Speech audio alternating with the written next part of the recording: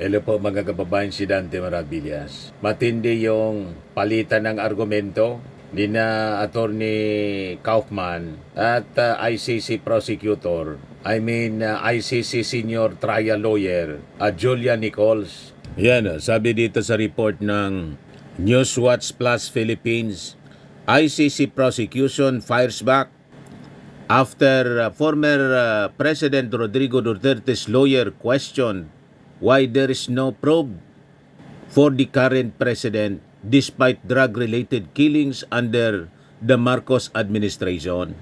Sabi ni Attorney Nicholas Kaufman, I'm forced to ask myself whether anyone on the other side of this room has thought of investigating the Marcos regime and the related phenomenon and holding someone accountable. Flashback mga kababayan ni Attorney Julia Nichols. Well, his client prevented all that by withdrawing the Philippines from the Rome Statute when he thought he might be prosecuted, thereby ensuring that we will not have jurisdiction after a certain period. So palpal mga kababayan si Kaufman. Yan ang sinasabi natin. Paano pa yung susunod na mga presidente tulad ng ating Pangulo na ina-accuse niya na may AJK din? Paano mapapanagot kung gusto niyang papanagutin? Nag-withdraw na yung Pilipinas sa ICC. Ang nag-withdraw yung kliyente niya para makalusot sana. Hindi pa rin makalusot.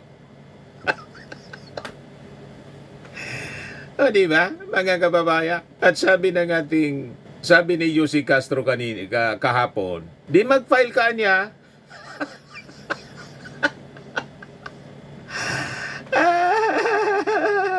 Kaya sabi ni Yussi Castro, di pasimulan niya, siya na magsampa dito. Siya na ang pumunta dito at siya na ang magsampa ng mga sinasabi niyang reklamo. Interesado pala siya eh. Tama. Paano pa siya makakapag-imbestiga at makakapagsampa? Nag-withdraw na yung kliyente niya. Ang may kasalanan, si Digong. Ano ba po? Talaga itong kinuha mga kababayan na abogado ni Digong. Talagang didiistrol na.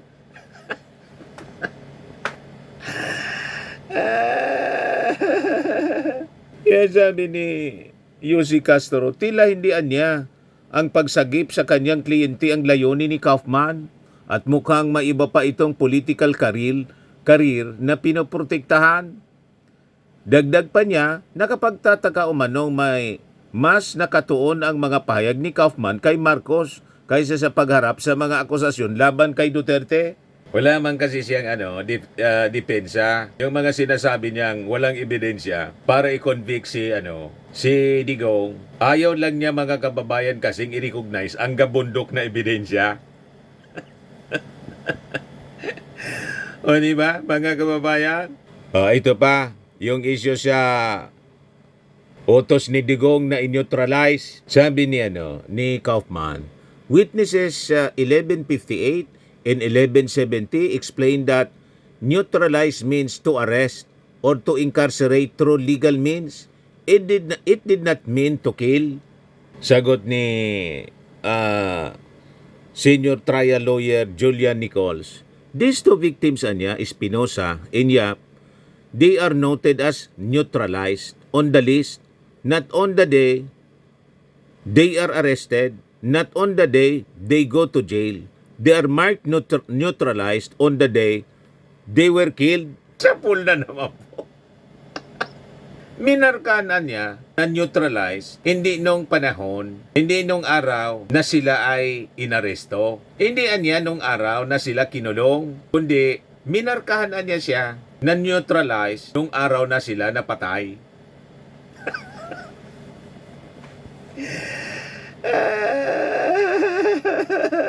Basag na naman po, mga kababayan. So ang ibig sabihin ng ni-neutralize po, pinatay. Yan man talaga po ang ibig sabihin dito ng mga pulis na bago po yung meaning ng to neutralize, to subdue sana. Yung talagang original na meaning niyang to subdue, to arrest. Kaya lang, pag sinabing neutralize, binago na, to kill na. Saka yun man talaga yung utos mga kababayan ni Digong. Laging ang announcement niya, kill, kill, kill.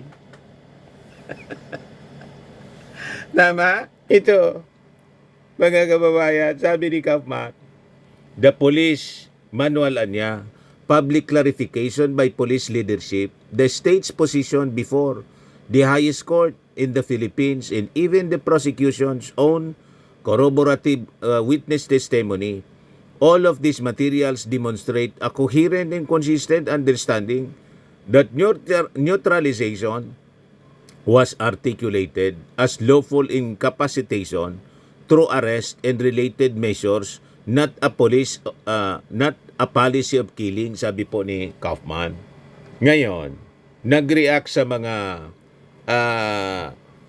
sinabi ni Kaufman si dating Supreme Court Associate Justice Antonio Carpio. Sabi ni Carpio sa kanyang reaction po, neutralize niya. Alam yan ng mga operatives, ng mga police and military, that means patayin. Pag gusto mo sabihin na arrest, arrest na. Sa military and police term, pag neutralize, patayin. Papasok sila sa bahay, papatayin na lang. That is how it was understood by President Duterte. Dahil sabi niya, kill, kill, kill. Sa dokumento, neutralize. Pero sa operation, patay ang labas. Dapat siguro itong si Senior Associate Justice Antonio Carpio mag-volunteer as witness, expert witness mga kababayan para ipaliwanag kung anong ibig sabihin nito dito sa Pilipinas. Diba? Expert opinion. So I think kailangan siguro iharap itong si Antonio Carpio, kunin as expert witness. Kung ano ng pagkaintindi talaga dito, mga kababayan, irerespeto ito ng ICC. Kasi dating Supreme Court Senior Associate Justice pa ang nagsasalita. Kahit nga po yung mga law experts dito, ito yung sabi dito, law experts weigh in on Duterte's camp neutralize. That does not mean daw kill argument. Ayan mga international law experts ito mga kababayan. Sabi dito, there is no need for everyone to testify that he was directly ordered by Duterte to kill anyone. Circumstantial evidence niya is evidence. If neutralize did not mean kill, did law enforcers who killed under dinanlaban or resisting arrest or other gambit do so under a common misunderstanding of a presidential directive? Tanong mga kababayan ni Reverend Father Ranilio Aquino, Dean of the San Beda Graduate School of Law, abogado din siya po. Sa kanyang sa social media post niya mga kababayan, sabi ni Ranilio, if misunderstanding it was, why did Duterte not clarify what he did? What he did not mean kill when he saw the body count climbed, sabi po niya. Tama. Bakit hindi niya nilinaw? Lininaw ni Digong nang nagtatambakan na po mga kababayan yung mga patay. Bakit hindi niya nilinaw sa kanyang mga pulis na hindi ibig sabihin ng neutralization is to kill? Yan ang nangyari mga kababayan. Pag maraming namatay, masaya si Digong. He was to the contrary, sabi ni Aquino, perversely gleeful. But he did not only use neutralize, he directly used kill. I will kill you.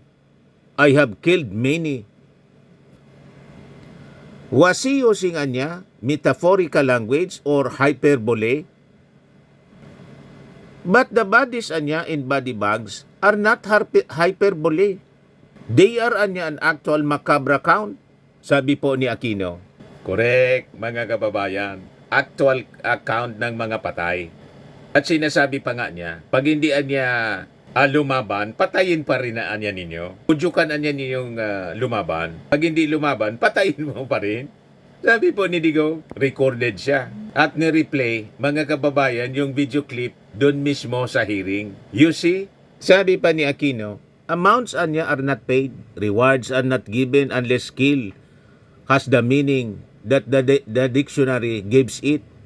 Unlike prosecution for murder, all the prosecution for a crime against humanity requires is that a state or organizational's leader by his utterances, conduct or refusal to act establish a policy of extermination and murder.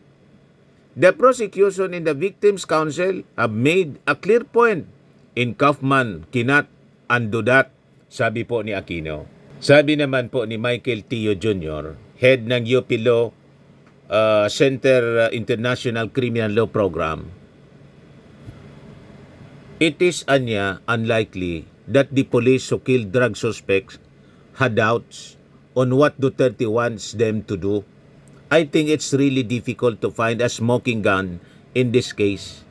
On the point of the circular, I think it could be a smoking gun for those who issued the memorandum.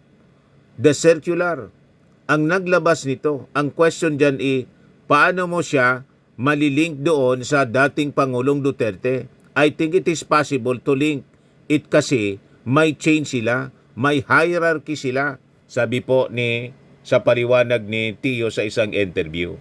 So yan mga kababayan, malinaw na. Malinaw niya Mr. Maravillas. Napakalinaw yung utos. Kill, kill, kill. That was the verbal order. Recorded. Pero, dokumento, neutralize. Pero ang kaulugan nila ng neutralize to kill. Kill, kill, kill. Pinagyabang pa nga po ni Digong. Napakalinaw. Pagkatapos, magpapalusot si Kaufman. Walang lusot, mga kababayan, malinaw. Nang ibig sabihin ng neutralize sa isip ni Digong is to kill. Kasi yun kanyang sinasabi palagi, kill, kill, kill. Tama po mga kababayan?